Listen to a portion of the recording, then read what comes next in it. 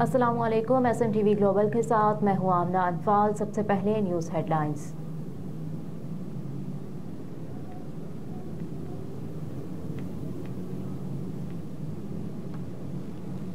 मर्दान में security forces का operation, 2 दहशतगर्दों को जहन्नुम वासिल कर दिया गया।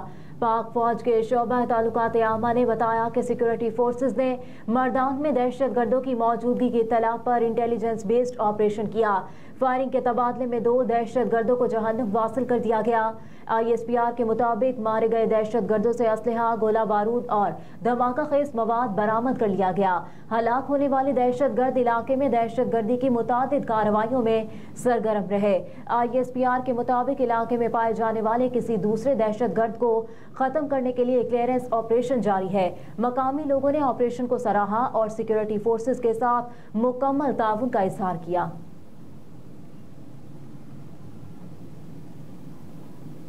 बलूचिस्तान में पीपल्स पार्टी की नून लीग को स्पीकर JUI को गवर्नरशिप देने की पेशकश। पीपल्स पार्टी मुस्लिम लीग नून और जमीयत उलमा इस्लाम के साथ मिलकर हुकूमत बनाएगी। दूसरी तजवीज़ के मुताबिक पीपल्स पार्टी और मुस्लिम लीग नून विफाक की तर्ज पर 2.5 साल के लिए वजारत आला संभालेंगे। तीसरी तजवीज़ है कि विफाक में पीपल्स पार्टी और नून लीग में इत्तेहाद ना हुआ तो बलूचिस्तान में पीपल्स पार्टी और JUI हुकूमत बनाएगी। ज़राए के मुताबिक पाकिस्तान पीपल्स पार्टी ने मुस्लिम लीग नून को स्पीकरशिप जबकि JUI को गवर्नरशिप देने की भी पेशकश की है। दोनों जमातें पेशकश को कबूल करती हैं तो वजारत आला पाकिस्तान पीपल्स पार्टी के हिस्से में आएगी। PTI की मरकज पंजाब KP में हुकूमत साजी की हिकमत अमली के लिए कमेटियां कायम कर दी गईं।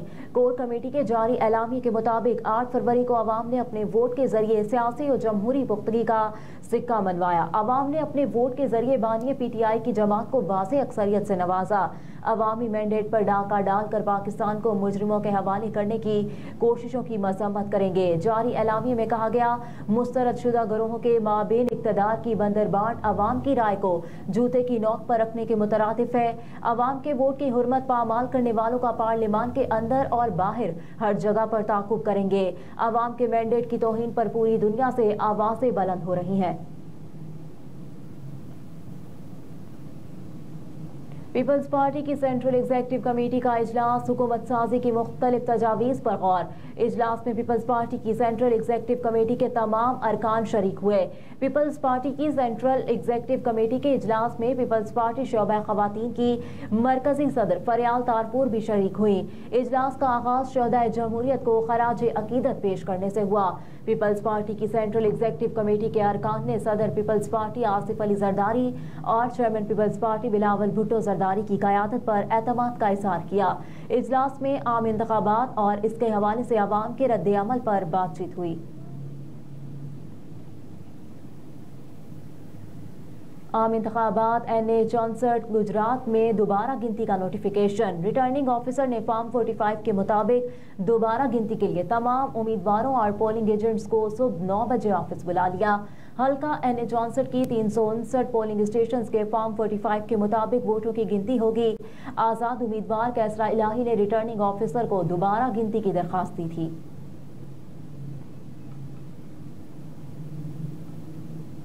मरियम नवाज अतातारट समेत 18 हल्कों के इंतखाबी नताइज के खिलाफ दरखास्तें खारिज कर दी गईं। लाहौर से हल्का NA 117 से अलीम खान, NA 119 से मरियम नवाज, NA 126 से मलिक सैफुल मलूक होकर NA 127 से अतातारट के इंतखाबी नताइज चैलेंज किए गए थे। NA 128 से ओन चौधरी, NA 117 ख्वाजा आसिफ, NA 80 से शाहिद उस्मान, NA 87 मलिक शाकिर बशीर अवान, PP 167 से इरफान शफीक होकर के इंतखाबी नताइज चैलेंज किए गए थे।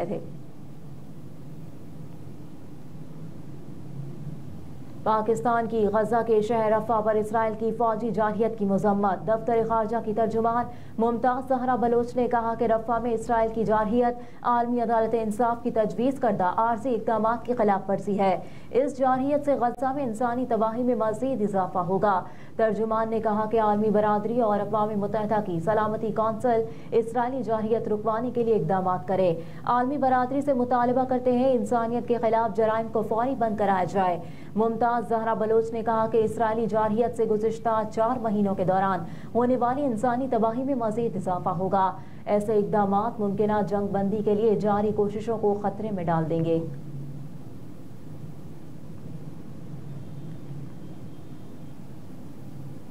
जमाते इस्लामी के नए अमीर का इंतखाब 31 मार्च को करने का फैसला। अमीर जमाते इस्लामी का इंतखाब हर 5 साल बाद दस्तूर के मुताबिक होता है। सदर इंतखाबी कमीशन जमात इस्लामी पाकिस्तान राशिद नसीम ने अमीर जमात इस्लामी के इंतखाब के पहले मरहले में अरकान जमात की रहनुमाई के लिए 3 नामों का ऐलान कर दिया। नए अमीर के लिए सिराजुल हक, लियाकत बलोच और हाफिज नईमुर रहमान के नाम पेश किए गए हैं। अरकान जमात इस्लामी इन तीनों के अलावा भी किसी रुकन को अमीर जमात के मनसब के लिए अपनी राय दे सकते हैं।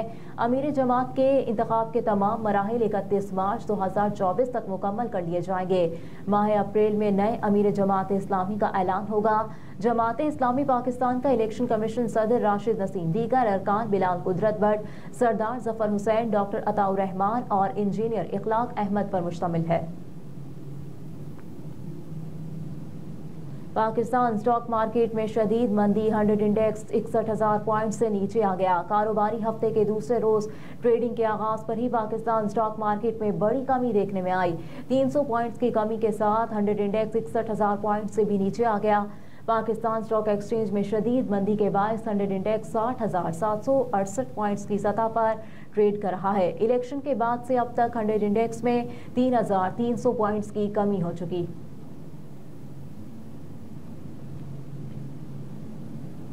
और नई हुकूमत आने से काबुल पेट्रोलियम मसनूआत महंगी करने की तैयारी। ज़राए के मुताबिक डीजल 7 रुपये 50 पैसे फी लीटर महंगा होने का इम्कान, जबकि लाइट डीजल ऑयल 2 रुपये 82 पैसे फी लीटर महंगा हो सकता है। मट्टी के तेल की फी लीटर कीमत में 1 रुपये 7 पैसे इजाफा मुतवक्के, जबकि पेट्रोल की कीमत बरकरार रखी जा सकती है। ज़राए के मुताबिक खाम तेल की गुज़िश्ता 15 अयाम में कीमत $77 से $82.07 तक रही। हेडलाइंस आप जान चुके। न्यूज़ स्टूडियो से फिल वक्त इतना ही। आप देखते रहिए SMTV ग्लोबल।